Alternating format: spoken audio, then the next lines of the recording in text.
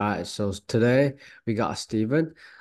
Steven, can you introduce yourself for the audience?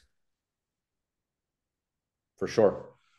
Hey, my name is Stephen Brindle. I'm associate strength and conditioning coach for the Philadelphia 76ers in the NBA, and happy to talk about my journey as far as other places I've been as well. Nice, nice. I know there's a lot like young coaches want to be at the league. I want to be at a league in the future, but um, I know you were at Penn State for like 11 years, am I right? 11 years? Not Penn State, actually, University of Penn. Yeah. Yeah. Oh, sorry, University of Penn. So, like, what, what is the journey from working at starting at college and go to the NBA? Yeah. I'm going to tell a little bit about my journey, Eric. Um, I've been in the field now, if you count my undergraduate studies, over 20 years. I got my CSCS in 2005. I've been working with athletes at the collegiate or professional level for about 18 years. Um, I started off lifting weights in high school, learning from bodybuilding magazines. At my high school, I played sports. We did not have a strength and conditioning coach. Our weight room was like the old school Nautilus machines where you had like the machines where in one machine it was like a lat machine, it was a leg extension machine, it was a leg curl machine, and it was like it was like this circular island of machines where you had one after another and they're almost all connected. Super old school. I didn't utilize the high school weight room very much. I would go to the community center nearby, and I'm not ashamed to say this. I kind of learned. I would read bodybuilding magazines, and I would do a whole day. Today is Wednesday. I would do a whole day of biceps. I would do a whole day of back. I would do a whole day of legs, and it was super bodybuilding oriented. Didn't know what I was doing, but I will say I did pack on a little bit of size. And then I went to the University of Delaware for undergrad. Okay. And when I went there, I had to pick a major. I picked athletic training, thinking that had to deal with more of strength and conditioning, not realizing, oh, athletic training is really going to be the dealing more with injuries in that regard and helping the athletes. And I did a year of that and started to like it a little bit, but decided not to go on with that. I went on with the exercise science route that offered a minor in strength and conditioning. And a guy named Tony Decker was the one who designed that um, curriculum a while back. And I'll circle around to Tony Decker later. But I really fell in love with strength and conditioning at that time. Um, my own training became more enhanced. And then I did an internship at the University of Hawaii in 2005 with Tommy Heffernan. Shout out to Tommy, amazing coach and mentor to many that are in the league right now, whether NFL, NBA, MLB, and just high D1 ranks. Um, and when I interned with him, he had me lift with him and his crew of guys, a couple other strength coaches, a couple other former football players, and we got after it. We got after it with some days high reps, some days low reps, and it was a great training community. And he threw me to the wolves with all the teams. He had me jumping drills with the volleyball team. He had me jumping drills with the basketball team, and got to do my share of coaching as well. At that point, seeing the team camaraderie and all that, I knew I wanted to be a strength and conditioning coach. And then from there, I interned at Velocity Sports Performance. So there was a template there with the curriculum by Lauren Seagrave, world-renowned track coach. We had a max velocity day, we had an acceleration day, and we had a multi-directional day. And the warm-ups would coincide with what day it was. So if you had an acceleration day, it was more acceleration-based warm-up, change direction, more change direction-based warm-up, more frontal plane stuff. I interned there. And then from there, I actually got into the private sector after I graduated. I got my CSCS. And I was actually working at LA Fitness for about a year, doing sales and doing training and all that. Realized I wanted to get back with athletes. went back to Velocity for a short time period, and then I became a grad assistant at Temple University. And Tony Decker, the guy who had developed the curriculum at at Delaware, who I also interned for at Velocity Sports Performance in Cherry Hill, he was my mentor at Temple University. I worked with a wide array of sports, the football team, men's and women's basketball, women's soccer, men's rowing, track and field, all events. And so got a lot of experience there. At first, it was just observing. And then I was able to actually program my last year and a half there while getting my master's in kinesiology. And I was already certified and all that. Great experience. I left Philly for a year. I went to the University of Pittsburgh, um, and was primarily working with track and field and men's and women's swimming at the time.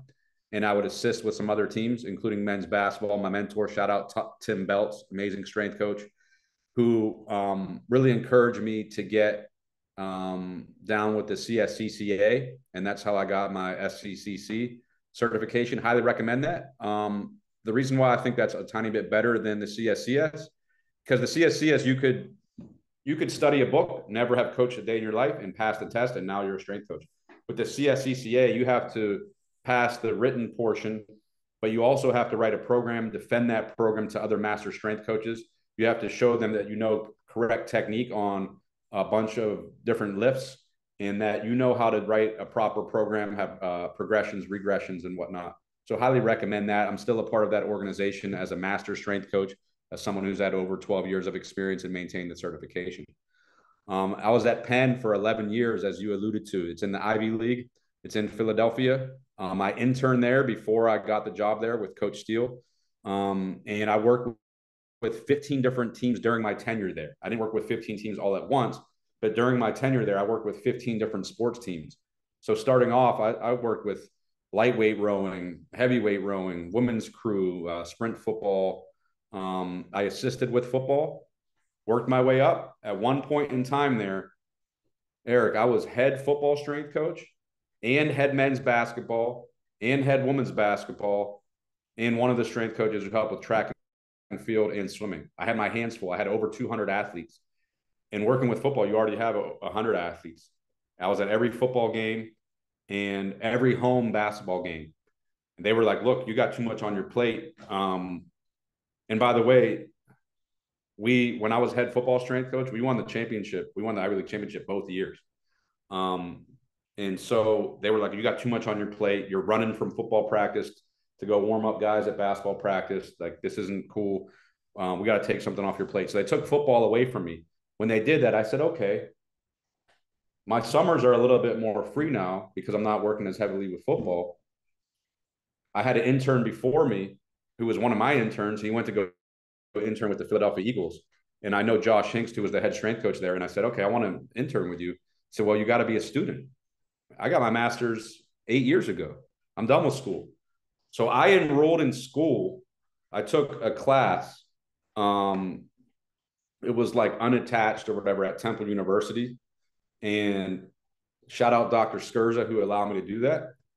And so I took a class, and it was basically just like an internship and or independent study. And I interned with the Philadelphia Eagles during the 2018 season. I was there every day during training camp, 7 days a week, and then during the season, 3 days a week, while still balancing my teams at the University of Pennsylvania. I was at the University of Pennsylvania 11 years, worked my way up the ranks, got a lot of promotions there. And then I was like, you know what? I want to be at the pro level, and put my name in the hat for a job with the Milwaukee Bucks organization. This was back in 2021. And it doesn't always work this way, but I didn't know anyone there. They really liked my resume. They liked that I had a wide array of experience, that I worked in the NFL, but I also had a lot of years of college working with different teams. And then they asked me to write a sample program, and it aligned with their views. And I ended up getting that job. I was basically like a 2A strength coach. I was with the G League, head of the G League, but I also assisted with the Milwaukee Bucks during the other 7 months where the G League season wasn't going on. And then got recommended for a job with the Philadelphia 76ers. And I've been there the last 2 years going into year 3. So that's part of my journey. So I would tell young strength coaches that you really want to be able to pay your dues first and be a star in whatever role you are, wherever you are. So be a star. If you're a high school strength coach, crush it at that high school. Because if you don't crush it at the high school, if you get to the pros, you're going to drop the ball, right? If you're working in college, dominate being in college. And I recommend working with multiple teams. Um, it's becoming more apparent now that we shouldn't have our kids specialize in their sport too early. Meaning, if you have an 8-year-old, they don't necessarily need to be running the AAU circuit in basketball. You need to be exposing them to soccer, track and field, maybe baseball, maybe swimming, getting them exposed to different athletic events is going to help in their athletic development. In the same way, for a strength coach, if you're 21 and you get an internship with a basketball team, great. And it's like, oh, I'm a basketball strength coach, and you only 21 and just got your certification or have no certification. I would say that's not probably the way to go. It might work out for you, but I think the preferred route is go work with a lot of different teams, because it's going to give you a better skill set so that when you do get to be able to specialize in just basketball, oh, you work with football, you're used to being able to command a room with 50 guys, and now you only got 12 or 15 in a room. Boom, it's going to be super easy for you. So I would say it's going to allow you to be able to understand each sport and the nuances with that sport and become a better strength coach. And so I would say, as well as just continue to build authentic relationships, because strength coaches can tell when you're just trying to get a quick and easy fix into the league, right? It's different if someone is trying to build with you and get to know you as a person and is genuine and is authentic, versus someone who's like, yeah, I just started studying strength and conditioning like 6 months ago. I want to be in the league. I mean, it's not really the best way to go. Man, it's like only like 10 minutes, but I love this one. I love this one. Like I have like friends, they all want to go like to go like NBA or NFL, but like they if they want to go to the NBA, they focus on basketball only. If they want to go to NFL, they focus on football only. But I always tell them that maybe work with different sports that maybe help them like get like different view, understand different like game demands, and then that's gonna help them understand basketball or understand like football more. And like that's kind of like how you build up your like career. That's awesome. Thank you. Yeah. And like you also work at the Velocity. So I went to Exos before, and like I don't know, is it exactly the same, but they kind of utilize a lot of like framework from Velocity, and I find that helps like help me understand or like programming coaching. So man, I'm a big fan of those stuff. Yeah, I still utilize a lot of it today, especially in my warm-ups with the team. And we don't get quite a ton of time working on speed development with our guys, just with the nature of the time that we're given. But I still think it's a great model. Nice, nice. So I know I sent you a list of questions, but I want to like jump out that list first. So Yep. you mentioned that there's a time you work as head football strength coach, head basketball strength coach, and work with a bunch of different sports. So how do you manage to like have the time, or like how do you manage to like do all the programming at the same time, and like also be like focused on like training the athlete at the moment? Yeah, good question. Um, I specialize in programming. I'll say that it's something that I love to do. I have for a while, ever since I got into the field. And so I remember there was times where I was writing like 10 different programs per day. I will say this, that like having an intern or assistant helping with the coaching eye was really big. Another thing I try to do in advance was I would plan for, and obviously we'll get to this in a second, the differences between like writing programs in college versus MBA. But what I started doing was trying to prepare in advance for the unexpected stuff that would come up. So, for instance, when I was an assistant with the football team, I would notice that there was the main lift posted at a whole bunch of different places, right? But some guys had nagging injuries and they weren't able to do the quote unquote mainstream lift. So they would all have to go over to the head strength coach and say, hey, I can't do the cleans today. I can't do the squat variation today. I have this. I can't do this. And he would tell them what to do. He would guide them and give them direction. But I think it could take away a little bit from watching the rest of the group while everyone was already starting their working sets.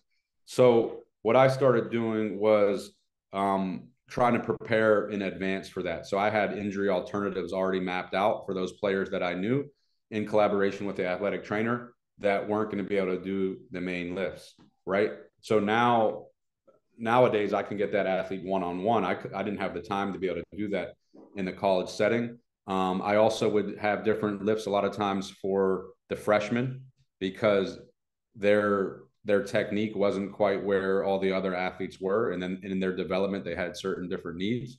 So I would have a different workout for the freshmen for the first several months. Sometimes I would have those athletes come in alone just so I could really focus more on them.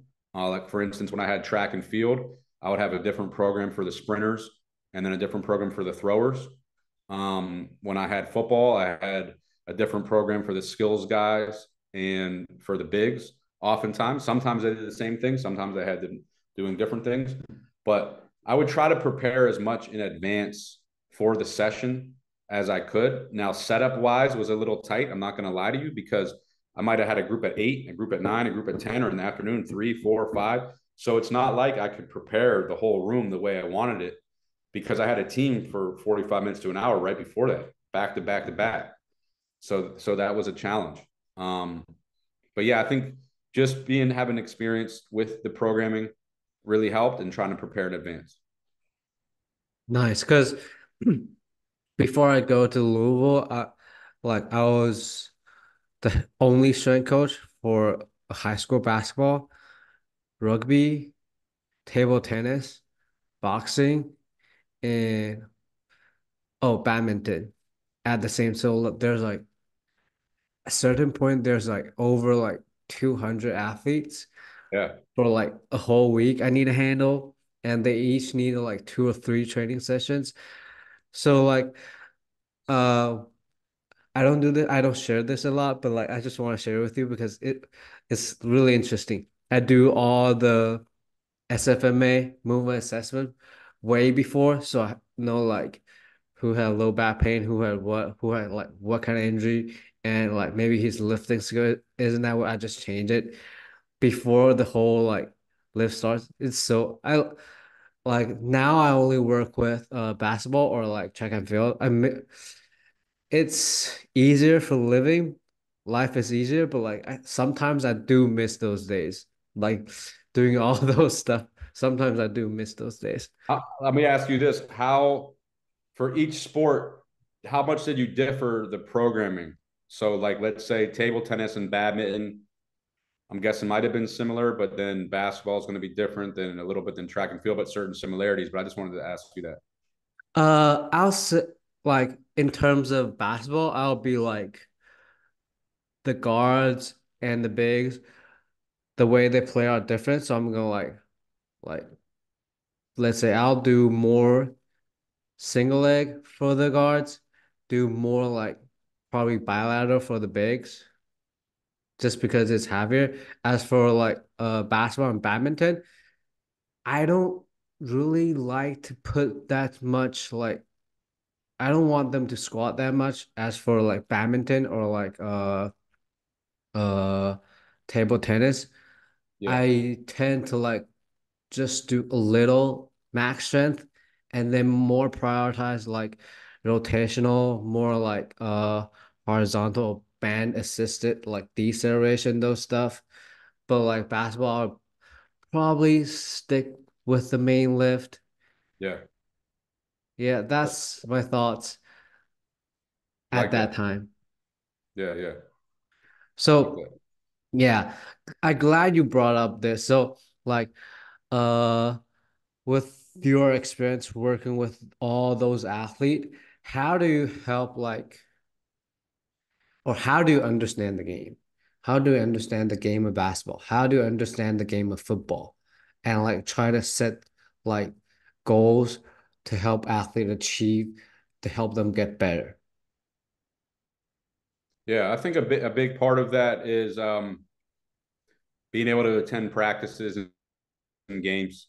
That's something even when I had at some point 7, 8 teams that I had to work with, I always try to at least get to a couple games a year. Even when I had like let's say I had soccer or I worked with tennis before, I would get to a match or a game. Um, but in particular, like football and basketball, I think is being out there, being at practice, talking to the sport coaches is definitely helpful. You have to hold your ground because sometimes certain sport coaches, oh, I just seen this on YouTube or Instagram. We should do this, and it's like actually we shouldn't. And let me tell you why we shouldn't. But at the same time, they're the ones who are coaching this athlete at their particular skill in the tactical training. So you do want to hear them out and have a good relationship with them. Back when I was at Penn, I used to watch film with the guys a lot, and so I would get acquainted with their terminology, what they were talking about on offense, what they were talking about on defense. So when I was at practice or games, I knew what I knew what the coach meant.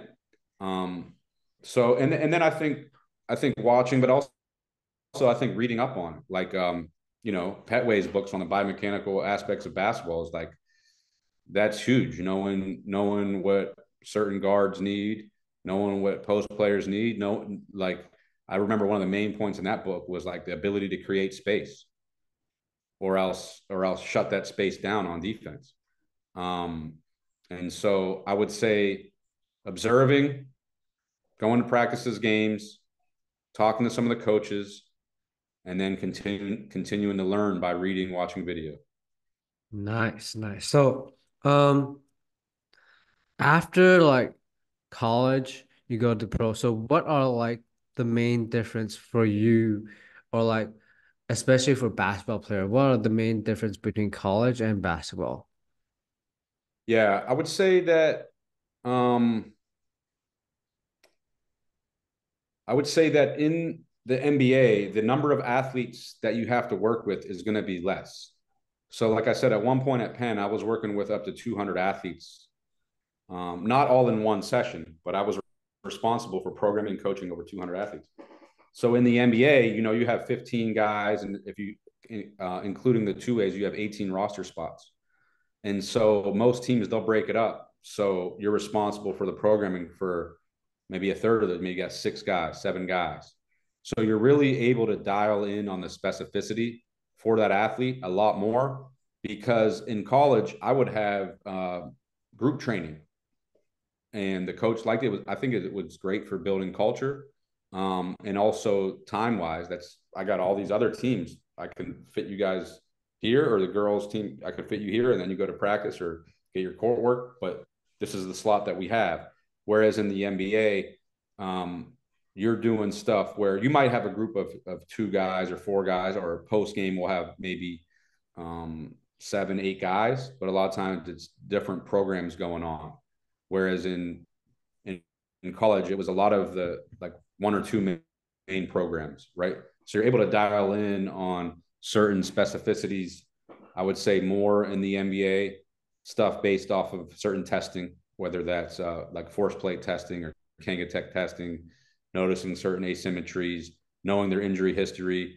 You're really like 1-on-1 or 1-on-2, 1-on-4, more. So the ratios are a lot more favorable in the NBA. I think as well, NBA, you're really, some people will say like it's a players league, and so you're really catering to certain player preferences at times. So you have to be more flexible, more adaptable. Whereas in college, it's like I want you to front squat, your front squat. I want you to do back squat, your back squat. I want you to do snatches, you're snatching. Well, NBA, you know, there are certain times where that's not going to be the right answer. And that player has been in the league 12 years and he doesn't like doing that movement. And you have to find out another way how to get that adaptation that you want, but with a different means. So you have to be flexible with that. I would also say, looking at the schedule, when you look at the pro schedule, if you got 4 preseason games, right, you have 82 regular season games. If you're going a little deeper in the playoffs, like last year, we were second round, and you got an additional 11, 12 games. You add that with the 4 preseason, you're looking at about 100 contests, right? 100 games. And if you go even further, like whoever's in the finals this year, like Boston, um, they're playing over 100 games. It could be 110 games. And when you're working in college basketball, you might play 32, 34. So you're playing triple the amount of games. So you really have to train around the games. And shout out Daniel Bove with the quadrant system, and making the high days high and the low days low. That's something that I've had to cater to more being in the NBA versus college. I still think it's wise in college, but you're having way more games in the NBA. It's a longer season. Um, so I think because the season is so long and they're doing so much stuff on court, the length of the game is longer. You got 48 minutes versus 40, right? You're getting to the arena earlier. In the NBA, you're getting there. If there's a game at 7, guys are getting there 4:30. College, I remember if the game was at 7, guys might be getting there at 5:30. You're getting there a lot earlier. There's individualized shooting before the game. And so in the NBA, we're doing a lot of microdosing with the training because there's so many games. It's not like, hey, today's a lift day, this is a lift day, this is a lift day. Some of it's based upon the preference for that player. Some guys like going before the game. Some guys like going after the game, and you're going to have to try to figure that out, how to get them in there and have effective training. And some of the sessions are going to be relatively short. Might be 15 minutes, 30 minutes, but you're getting that athlete in there, 3-4 times a week for 8 months. Because you think about it with training camp, preseason, a 6-month season, and then playoffs, season's almost 8 months, 8, 9. So you're getting them different touch points very frequently throughout the season. I think in college too, you have different breaks. In college, you have final exams. At least when we were at Penn, players couldn't come in for mandatory workouts that had to be optional during that time. You had graduation stuff. It was like, okay, well, the guys who aren't graduating, okay, they can't come in because it's shut down. Like around Christmas sometimes would be shut down for a couple of days. So you get just more natural breaks in the season, I think, in college compared to the NBA. And so off season wise too, it depends on the team. Some teams you'll see a lot of guys around in the NBA, like in the summertime. And then other teams, maybe not as much. And you'll have to go out and actually visit those players to go to where they are. Whereas in college, that's not really as much of a thing. You have more guys around doing your program. And so, in summary, I would say a lot more individual stuff going on in the NBA. You're able to give the players more attention, and then it's just a lot longer season with a lot more games. So you have to train around that. Nice, nice. So, uh, I heard that like during away games, there's sometimes you don't have like a rack, sometimes you don't have the barbell, sometimes you don't have like um I don't know. I know like it's chaotic and maybe you don't have like the equipment you need. So in terms of like you mentioned, like training the adaptation you want them to like being able to train, how do you manage to like do how to manage to like uh do or reach the same goal without like those equipment you need or you have. Yeah, I think being able to adapt, like I said, an ever changing environment, and so having to be flexible. And I think first year in the league, like, so let's say someone starts off as a strength coach in the NBA, and they're expecting like, oh, when I'm on the road, I got my whole Excel program or team builder program built out, and you think you're going to be able to follow it to a T. You're not going to be able to follow it to a T because each arena is different, and it's not really based on the team's strength and conditioning coaches. It's based on, some arenas they're having hockey in there like ours. You're having concerts, all the different stuff going on, and they might not have an adequate weight room in there, and so it's hit or miss if you're going to have a rack or barbells or a trap bar. There is a minimal requirement list by the NBSCA, so that's helpful. So you at least know you're going to have some adjustable dumbbells. You should have some med balls. You should have some physio balls. You should have a bench in there. Sometimes the space is pretty small. It's pretty restricted, and you might be planning to have a guy lift, but he's a younger guy, and there's a lot of vets that want to come in, and the space is limited. So it's like, man, that guy got to wait till tomorrow. So I would say having having certain movements that you can be flexible with. So if you wanted to do some type of barbell squat variation, like a Zercher squat, oh, you don't have a rack? Okay, we got to do goblet. We might have some kettlebells. We could do a front rack goblet. Um, you wanted to do something with a machine. It's like, oh, you don't have that. You're just gonna have to be able to utilize the dumbbells, and figure it out that way. And oh, you might have wanted to do some type of lateral lunge, but the kettlebells are all taken up. Okay, well, you might have to do a Copenhagen or something else to target the groin, So you just have to be flexible. And but I do think it's important to have with the in-season programming to still have some type of targeted goals and not just like a whole bunch of random stuff going on where certain guys may be playing low minutes. Man, we could really bump up hypertrophy work if that's what he needs, some body armor. This guy could be improving power. Oh, he's not getting a ton of minutes. So we could actually do some jump training because during the game, he's not going 40 minutes. He's getting 0 minutes, So we could do some more plyometrics with him even in season. Whereas a guy's going for 40 minutes, super high loads, we got to dial back and go low volume and focus more on recovery. Nice, nice. So, uh, like you mentioned, you almost like 20 years of career in like with all those sports. I don't want to make you look old, but I really want to ask you this. Yeah. Uh, start at like 2005 and until like now, like everybody get like probably every team has force plate. Every college team, every pro setting have force plate, have like GPS. So, um, how do you how do like when force plate got out, when you get access to force plate, how do you manage to like put those information into your system, help you program, and do you find it always helpful?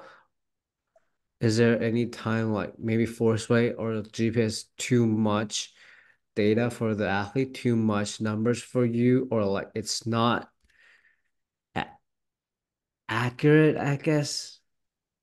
Yeah. It's a great question. I would say that some of the sports science editions like force plate, VBT, GPS, it's great to have, great to utilize. But let's say you're listening and you're at a high school or you're at a college and you don't have that equipment, you can still get the job done. So I would like to start off by saying that because not everyone has access to these. You can still get effective results. You can still get stronger. You can still get more powerful, and you can still reduce the likelihood of injury without them. I do think, though, it is helpful to have access to these resources and to utilize them to the best of our abilities. And so I got introduced to force plates back in 2015, and it was a company. It's called Sparta. I'm not sure if you've if you're familiar with Sparta at all. But the Sparta force plates, there was three categories: load, explode, and drive. And load was more based on your eccentric component, and then the explode was based more on concentric, and then the drive was more on impulse. And so it was pretty simple, because they had a list of exercises like, hey, if your load is low, these are the exercises that'll help improve. If your explode is low, these will improve. If drive is low, these will improve. Um, what I would do is at the beginning of each session, I would start off with I would break up the group into those buckets. So if your load was low, okay, you're going to go and do these few exercises that'll help bring up your load, or else you got extra sets of this exercise. If your explode was low, you're going to do someone with a low explode also tends to have poor reactive qualities, and is also, I found, not to be very, they don't have great elasticity, and they also could be weak with their relative strength. So they might weigh a lot but not be able to move well. The guys with high explode, where those guys could cut on a dime and dunk on you super quick, and also low body weight. So, anyways, I would break the groups up based upon that, and then the rest of this session would just be a normal session. But I also rewarded those whose scans on the force plate were relatively even. We called it the even group, and everyone would, when they jumped, it really drove intent. They would be trying to get into that even group, and I allowed the even group, hey, when they're doing this extra stuff, you can go foam roll, or you could just chill while they're doing the extra stuff because you're even. So you really don't have as many asymmetries. And so, and then I've used Force Decks now, and I found that some of the data with Sparta, it was good, but it wasn't giving you the raw data with as many metrics as that we can have access to now. And it wasn't a dual force plate system. It might be now, so I don't want to throw any shade or whatever, but it was just, everything was bilateral then. So now we could look at some more unilateral stuff. And I do think it's helpful. We can see asymmetries. Anything above 15 will tend to throw a red flag. We'll look at peak power trends throughout the year. So basically we could tell if a guy's getting more explosive or not. And we'll look at some eccentric stuff as well with some braking. And I found it to be helpful. We'll utilize velocity-based training a lot as well. And I find that to be helpful with intent. At times, I think if the form changes just to get a number, I'm not a huge fan. I was just talking to another strength coach on the phone about that today, actually. He was like, look, man, how come when I have my athletes like do this lighter weight, like I'm having more issues than when they just do controlled technique with some heavier weight? And it's like the form is changing sometimes when you're just trying to get a number. And so I think there's a time and place to utilize it, especially on like some of your more explosive lifts, some of the Olympic variations. But there's certain lifts I'm not a huge fan of them on. But overall, I think it's a good tool to have and to utilize. And it's kind of like the, checking your speed on your car, right? The speedometer. It's like, okay, well, how fast are you going? Boom. It's helpful to know, right? And we have a good sports scientist, Emily Zahler, on staff, who handles a lot of our GPS data. I think it's helpful to get. And we'll look at a couple, she's able to narrow down just a couple different metrics for us, which I think is the key for sports science. So I'm going to wrap this up with that question. Great question. I think it's key to eliminate the noise and to eliminate the amount of variables you're looking at. And that's why even what we do with our force plate readings, we'll look at like 3 to 4 variables. And that's what we hone in on. Because if you're trying to present it, especially to an athlete or front office, and you're like, hey, we got these 16 different variables, it's gonna be something that it's just gonna go way over their heads, So I think being able to keep it simple and go from there. What are the actionable items? What can we actually change based upon this data? Nice, nice. And you also mentioned that velocity-based training, uh, you don't want to like change the form to chase certain number. And like this happens like a few months ago. I was working with another strength coach. We were training basketball players in Taiwan, and uh, the program is like off season, so we want to train their max strength. And the athlete is like lifting heavy enough, but like the number says he can lift, still go heavier. So uh the strength coach just straight up like put on more weights on the bar and then like slightly change his posture, and the athlete was complaining about like a little pain about lower back. I was like, no, we're gonna stop. And then he said, no, but the number is okay. I'm like, no, no, no, we're gonna stop. And Yeah. like it was back a few months ago. I need to like do this a lot. Like they say the number is okay, but like no, no, they're complaining about back pain. This like the movement has already changed. And I'm like, we're not doing this. So I'm glad that you brought up, like the velocity based training part of it. That was cool. Yeah. What you brought up, Eric, was what is the art of coaching.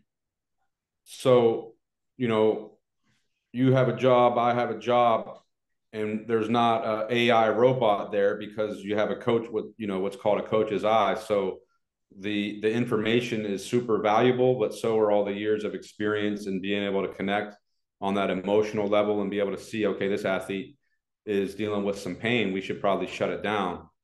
But the computer is saying, oh, he had good speed, so he could keep going. You know what I mean? So that's where the art of coaching comes in. Nice, nice. So, uh, since you brought up like the art of coaching and you have like all those years of experience, I really love this one. And you also work with velocity. Uh, how do you like view the speed demands, the change of direction demands of like from like football to basketball? What are the difference and what are the similarities? That's a good question, man. I think it's more position specific. So if you look in football, like, linemen, for instance, they have to be able to be super strong um, with acceleration. And you'll find that they are very good with acceleration, oftentimes because they're able to put so much force into the ground, which acceleration is going to be more force dependent. Then you'll find that their acceleration time, sometimes we would time their 10-yard sprints. We're right there with some of the skill guys who are a lot smaller and super fast. And then you look at someone like a wide receiver or a defensive back, they're reaching super fast, high top speeds. A lot of times they are interrupted. And so, just like in the game of basketball, you don't reach top end speed too much. We're talking about what, 94 feet. And so you're not hitting that 40 or 50-yard or 50-meter, top end speed, and it's being uninterrupted. So I think there are some speed demands to the game of basketball. Obviously, a lot of times you might have the ball, dribbling a ball in your hand while you're trying to run fast. Um, so in the game of football, you have so many different positions. And what else? I think, like, if you think about a defensive back, they're having to be able to have to backpedal and then go diagonal and have great hips and things like that. That's needed in the game of basketball. You look at a running back's pretty much never running backwards, right? And so it's more position specific. I would say with football, it's not using, it's alactate is the word I want to use. Whereas with basketball, you have a lot of that. You have anaerobic conditioning aspect, right? And I think you're relying on the the glycolytic system a lot more. Whereas football, ATP, PC dominant, right? Whereas in basketball, the conditioning levels need to be a little bit higher, right? Um, but at the same time, I don't believe you need to go out there and run on a track 2 miles. The best way to get in proper basketball condition is actually to play basketball with short rest times, which is pickup, which they're doing a lot of. So actually, throughout my years, I dial back on doing as much conditioning with my athletes because they play so much now. Now, if they're not playing, then yeah, you need to do some more on court specific type conditioning. So hopefully that helps to answer the question there. So there are some similarities. You got um, much bigger field in football, but the average play is 3 to 7 seconds, very short duration. And in basketball, there's going to be more of that conditioning component. Nice, nice. So, I know like you do powerlifting. Am I right? Is it powerlifting? Yep. Right. So, do you think, or like, when you do your own programming or like working with all those sports, do you sometimes put some element in your own program and like, try a bit? Or like sometimes you put a bit of like the powerlifting part into your like your program for your athlete? Yeah.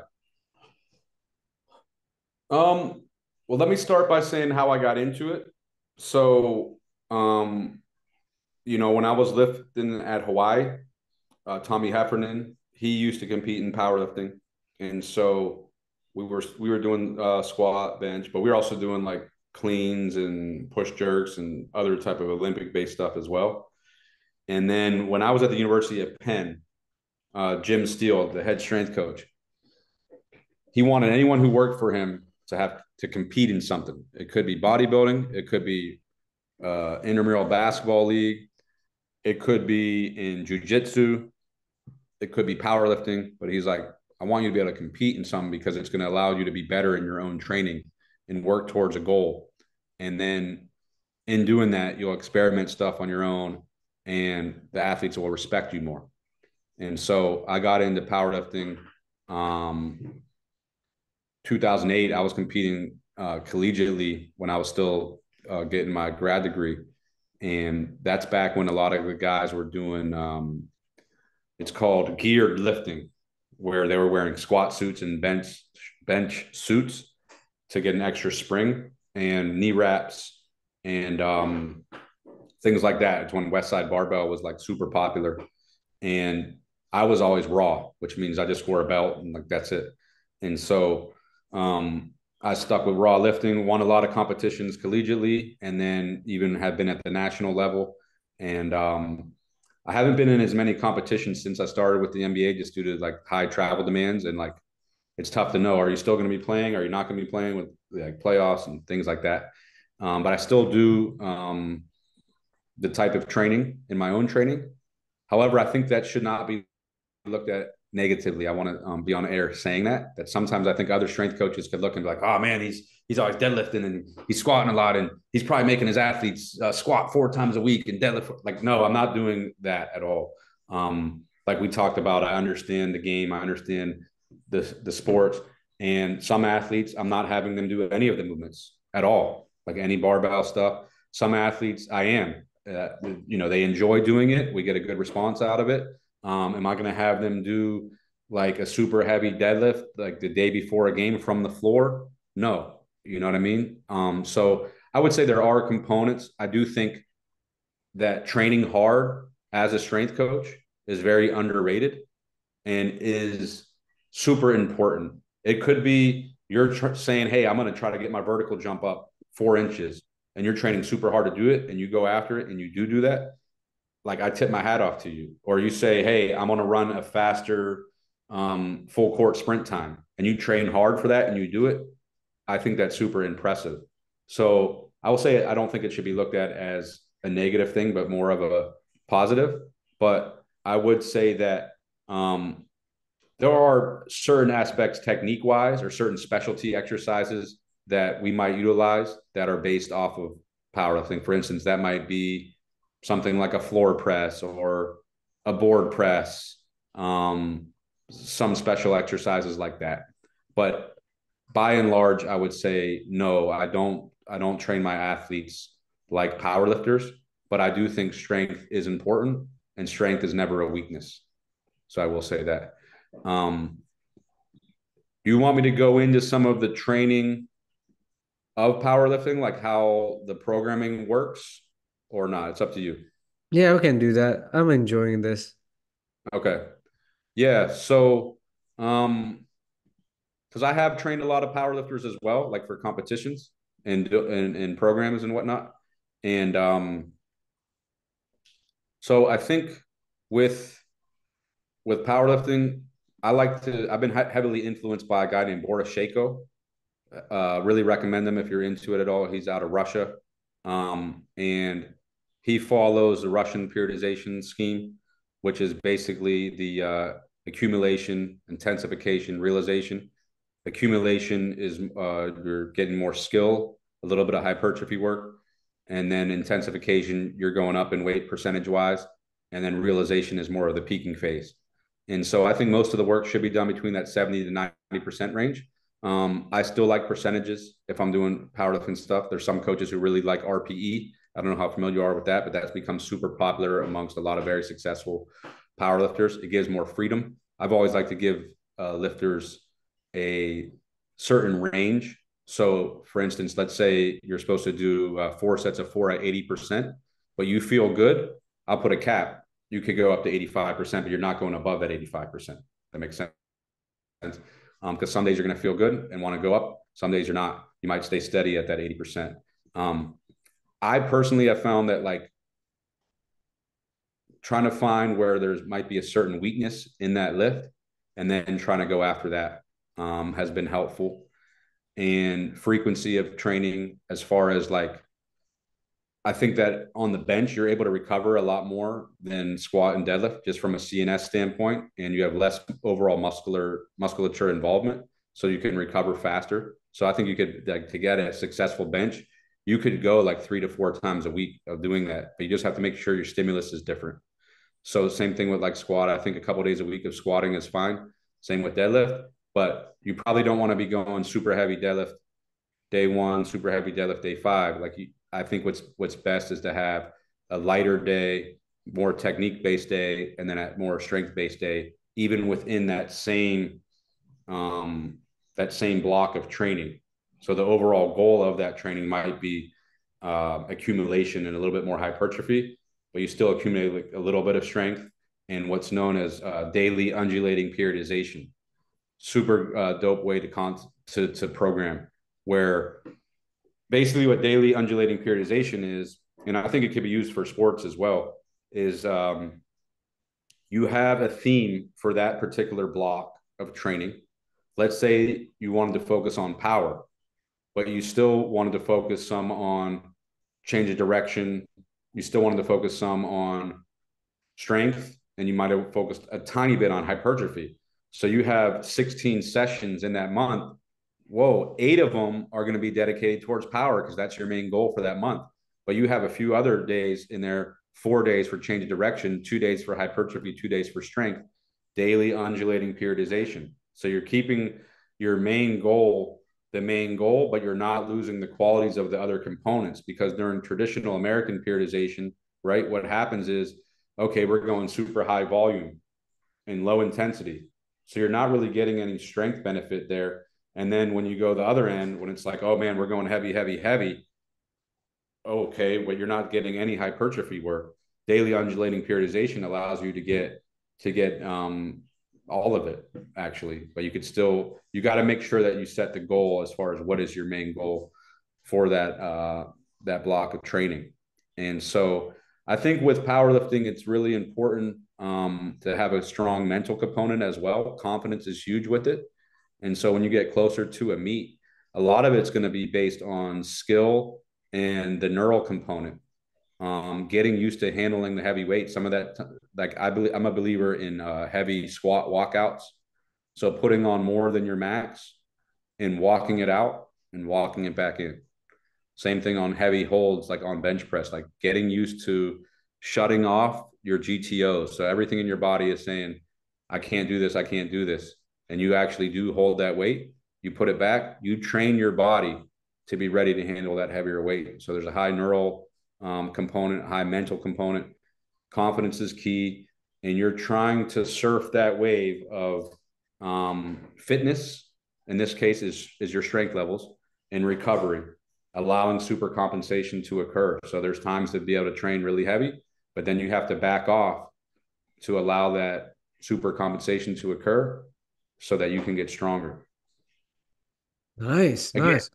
yeah, that this last 5 minutes is geared more towards actual powerlifting competition. I just want to state that because some people get confused. That's not how I write programming for my basketball athletes. I'm talking specifically about the sport of powerlifting. Yeah. Yeah, man. Yeah, man. I love it. And I agree that like your mentor said like coaches should pick something they compete because I somehow got into like sprinting and I find that really helped me understand movement, gait cycle, how the hip moves a lot. So I totally agree with what you said and setting the goal to what you want to like accomplish. Yeah, I love that. Yeah. So um I totally enjoy what we talk about today. So for those who are interested in what we're talking about, where can they find you? Yeah. At Believe in Steven on Instagram. So it's believing, but there's no G. So BELIEVINSTEPHEN. That's on Instagram and Twitter. And then if you're looking for me on LinkedIn, it's just my full name is Stephen Brindle. And that's where you can find me. Hit me up if you have any questions. Nice.